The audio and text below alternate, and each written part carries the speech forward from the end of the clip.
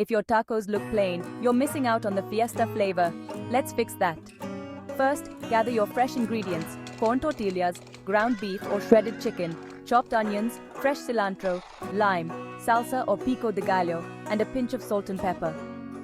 Step 1. Heat a skillet on medium.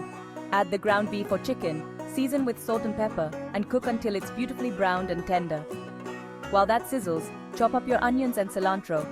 Fresh toppings make all the difference. Next, warm your corn tortillas in a separate skillet for about 30 seconds on each side. This makes them pliable and oh so delicious. Now assemble your masterpiece. Place the meat on a warm tortilla, top with onions, cilantro, and a squeeze of lime.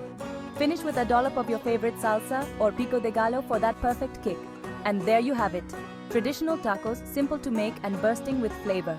Serve with lime wedges and dig in. Thanks for joining us. Don't forget to share your taco creations with us. Happy cooking!